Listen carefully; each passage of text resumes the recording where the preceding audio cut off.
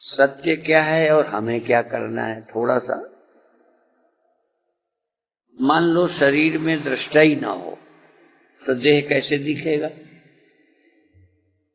देह तो तभी दिखता है जब दृष्टा है, पर फिर भी हमारा ध्यान, हमारी जो कॉन्शियसनेस है, हमारी जो सोच है, हम देह हैं, हम दृष्टा मानते ही नहीं हैं, तो दृष्टा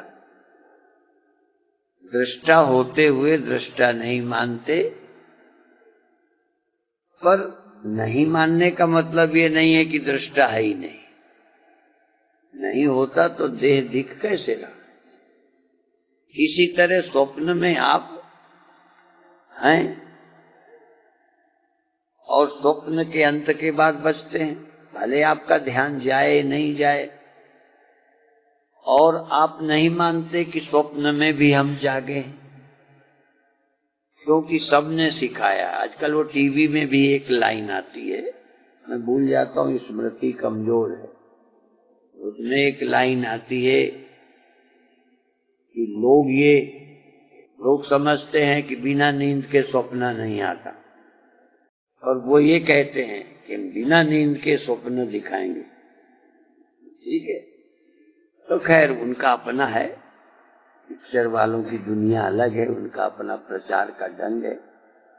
पर हम भी यही कहते हैं कि मान लो सोए भी हैं, जरूर सोए हैं, क्योंकि यदि कोई चीज न सोए तो देह का दिखना बंद कैसे हो? जैसे मान लो आपकी आंखें नहीं तो दिखना बंद हो गया, आंख ना हो तो भी दिखना बंद, आंखें सो जाएं तो भी दिखना बंद।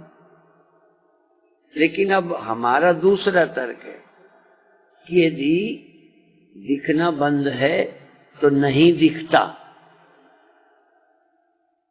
अंधे को लगता है ना कि नहीं दिखता, बुढ़ापे में लगता है नहीं दिखता, या अंधेरे में लगता है नहीं दिखता। तो दो तरह का है, एक अंधेरा है इसलिए नहीं दिखता, एक आंखें ठीक नहीं है इसलिए नहीं दिखता। पर और भी एक दृष्टा के भीतर दृष्टा है, क्योंकि नहीं दिखता, ये मरा हुआ तो नहीं देखेगा। नहीं दिखते का अनुभव उसी को होगा जिसके अंदर देखने वाला है, तभी देख रहा है कि अब नहीं दिखता। इसका मतलब हम इंद्रियों से ही दृष्टा नहीं है, बिना इंद्रियों के हम इंद्रियों के भी तो दृष्टा हैं, बहरेपन के। इसलिए अंधपना, मंदपना, पटुपना, इंद्रियों के तीन धर्म है। बिल्कुल नहीं काम करती, कम काम करती है, ठीक काम करती है। पर इन इंद्रियों के अनुभव का भी कोई दृष्टा है। इसी तरह बुद्धि है। हमारे यहाँ एक संस्था इंदौर में है मंद बुद्धि बच्चों की, विकलांगों की, तो मंद बुद्धि, तीव्र बुद्धि, तो बुद्धि के भी स्तर है, एक जैसी नहीं है, जैसे इंद्रियां एक जैसी नहीं है। अच्छा, आग एक जैसी होती है, अच्छा उसमें किस बात का फर्क है? एक जैसी आग नहीं, कहीं बहुत तेज है, और ठंडी में हम लोग घास से और वो एक तीली का डंठल होता है उससे तापते थे, रखते जाओ जलती है, बुझती जाती है। अब ये जो फर्क है आग का कारण है या ईंधन का कोई फर्क है? इसी तरह कई सत्वगुणी लोग देर तक जागे चैतन्य रहते, आनंद में रहते, तमोगुणी लोग तुरंत सो जाते। ये फर्क किसका है? गुणों का। गुण प्रकृति के, ये आत्मा का फर्क नहीं है, तो अंतःकरण का है। सत्वगुणी अंतःकरण, सतोगुणी रजोगुणी। अब रजोगुणी को शांत बैठ के सुख मिलेगा ही नहीं, रजोगुणी को ये करे वो करे, फिर उससे सुख भासता, नाचे कूदे कीर्तन कराए तो भी श्री राम, तो शांत ऐसे धीरे धीरे श्री राम जय जय राम करके कहने बोर हो रहे। अगर श्री राम जय राम, अब नहीं, अब आनंद आने लगा। अब एक जैसा आनंद सबको नहीं मिलता, रजोगुणी को कुछ करके मिलता है, सत्वगुणी को शांत बैठकर आनंद मिलता है। तो एक ही उपाय नहीं है। इसीलिए हम लोग क्यों फेल हैं? इसलिए फेल हो गए कि हम सबको एक ही दवा बताए जा रहे हैं, ध्यान करो या अंदर अंदर शांत होके बैठ जाओ। जो जैसा है उसको ऐसे ही बताना चाहिए। इस मामले में सतगुरु को वैद्य होना चाहिए, और हम लोग वैद्य नहीं रहे। सतगुरु वैद्य है, वैद्य देखता है पेशेंट को। अब ये जो सिखा रहे हैं अलग अलग स्तर के लोगों को अलग अलग ढंग से कि इसमें ऐसा करो, इसमें ऐसा करो, एक ही चीज सबको फायदा नहीं करती। हम व्यंग में कभी कहा करते हैं ये चित्रकूट की दमा बूटी नहीं है, सब रोगियों को वही बांटे जा रहे हैं दमा। तो अब हम अपना भोग डाल दें अपनी कथा का, ये तो भूमिका बना दी। देखो अभी हम दृष्टा हैं पर देह मानते हैं, दूसरे हम दृष्टा हैं, देह को देह मानते हैं, अपने को दृष्टा मानते हैं। मैं दृष्टा हूं, देह मेरा दृश्य। तीसरा और है, मैं दृष्टा हूं, यह दृश्य है। जो जो भी है, जो मुझे मालूम पड़ जाए, कुछ भी स्वप्न मालूम पड़ जाए, ख्याल मालूम पड़ जाए, बेकार की कल्पनाएं आ जाए, जो मालूम पड़ गई वो दृश्य है, और मैं उनका दृष्टा हूं, सबका। यहां तक यदि मुझे लगे मैं मर गया, यदि लगे, न लगे तो बात अलग है। कभी किसी को चाहे स्वप्न में लगे चाहे जागे, यदि लगे मैं मर गया हूं, या तो लगेगा ही नहीं, और यदि लगे मर गया हूं तो तुम जिंदा हो। यदि मर गए, लगे, महसूस हो जाए कि मैं मर गया हूं।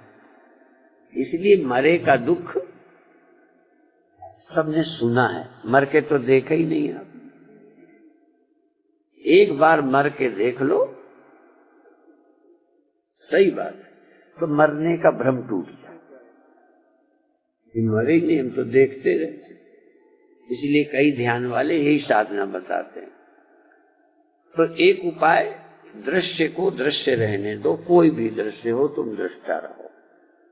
पर तीसरी एक और स्थिति है, ना मैं दृष्टा हूं सचमुच, ना मेरा कोई दृश्य है।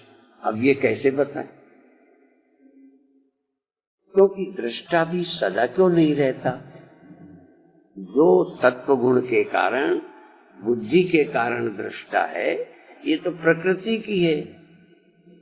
मन बुद्धि चित्त अहंकार भी पंचभूतों के, मनोबुद्धि अहंकार चित्तानि नाम, या यूं कहो, या भूमिरापो नलो वायु खम मनोबुद्धि रेवच अहंकार इति यम में भिन्ना प्रकृति रष्टधा। ये तो प्रकृति के हैं, वेद और मन बुद्धि अहंकार भी। तो तुम फिर दृष्टा कैसे? दृष्टा तो तभी बने जब ये साथ जोड़ लिए, मन बुद्धि चित्त अहंकार। तो तुम न दृष्टा हो न दृश्य हो। दृश्य भी भौतिक है और दृष्टा भी भौतिक है, ये एक सिद्धांत। तो तुम दृष्टा और दृश्य की कल्पना छोड़ दो, छोड़ दिए। तीसरा, या तो ये कहो दृष्टा भी मैं हूं, दृश्य भी नहीं हूं। क्यों हूं मैं? क्योंकि दृष्टा प्रकृति के माध्यम से गुण है और ये भी प्रकृति के गुण है। तो मैं हूं तो सभी कुछ मैं दृष्टा दृश्य दोनों। और एक शुद्ध दृष्टा जिसको समझना है, जिसको हम कहते हैं वो दृष्टा दृष्टा भी नहीं। पर एक सूत्र है, नहीं दृष्टुम दृष्टे विपरिलोपो विद्यते अविनाशित्वात्। दृष्टा की दृष्टि का अंत नहीं होता।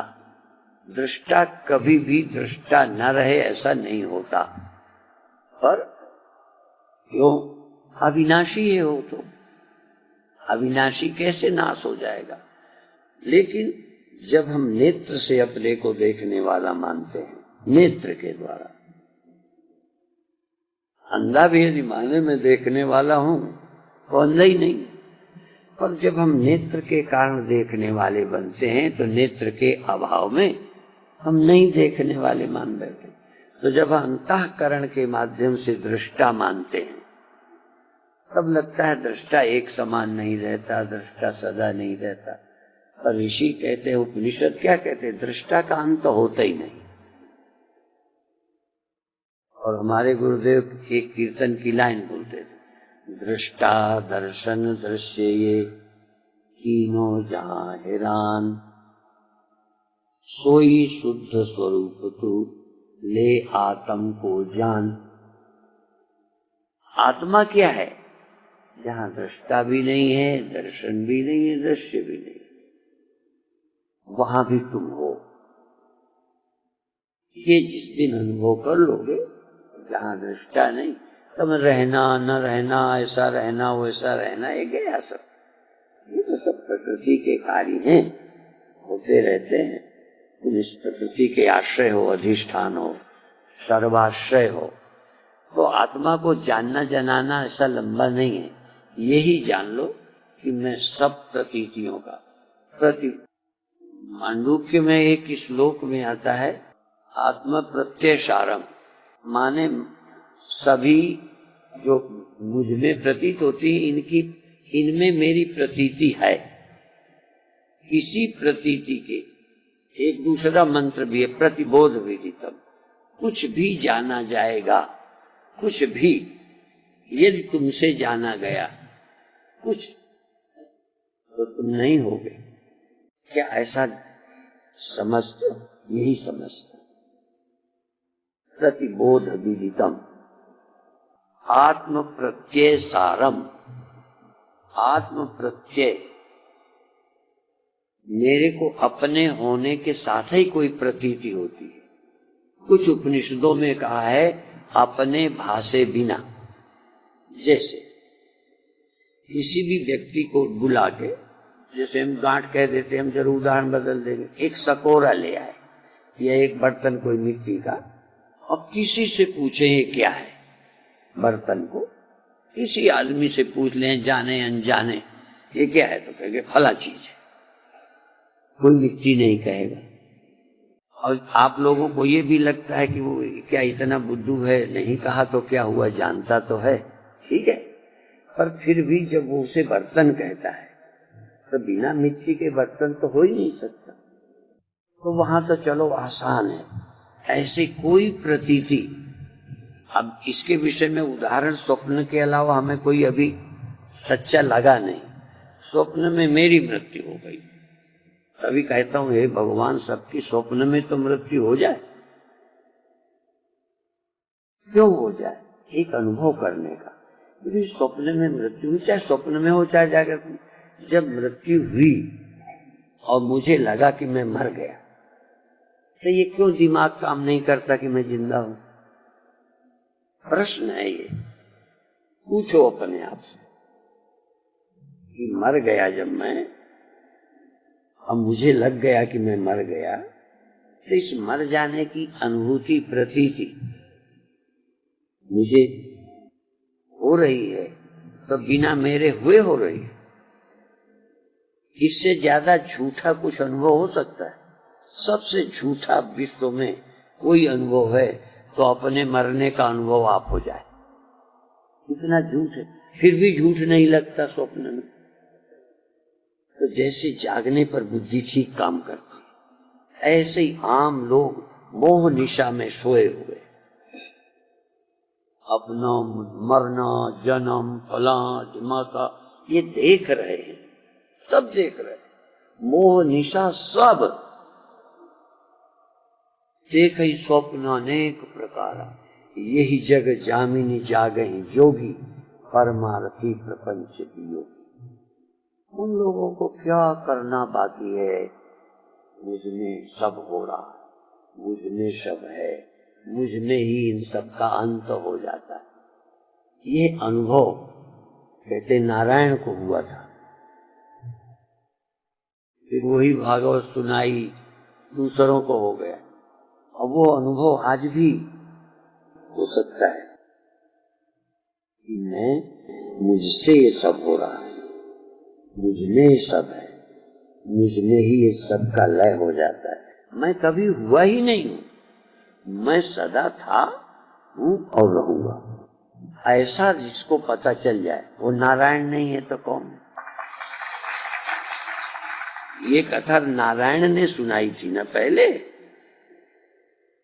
तो जो ये कथा सुन ले, समझ ले, हाँ, तो नारायण है। तो तुम नारायण हो। और नरम चैव नरोत्तमम, नरों में जो समझ जाए तो नारायण है, नरोत्तम है। जीवन को धन्य करो। और भूख भूख है, प्यास प्यास है, बीमारी बीमारी है, यदि ये खराब लगती है तो, नहीं खराब लगती तो रहने दो, वो आगे की योजना। यदि ये खराब लगती है तो इसका उपाय करो, इसमें प्रमाद नहीं करो, ठीक है। तो ये उदारता औरों के लिए। हाँ, इतनी तो उदारता रखो। विदेशों में तो बड़े सिस्टम है, तो हम यहाँ मनुष्यता, भावना, कई बार गड़बड़ तो है पर भावना कि भाई ठीक है, इनको जल्दी है, इतने में क्या बिगड़ जाएगा। ऐसे ही व्यवहार में घर पर भी उदारता बरतो। इनको बहुत जल्दी है, इनको पहले बाथरूम जा लेने दो, तुम बाद में चले जाओ, ठीक है ना। तो इस तरह कहीं भी ले लो, हर जगह व्यवहार में थोड़े उदार बन जाओ, कहीं पर भी। हमारे यहाँ उदार सिद्धार्थ रंति देव ने दिया करस्त थाल भी, अपने आगे की थाली दे दी, दूसरे भूखों के। तो ऐसे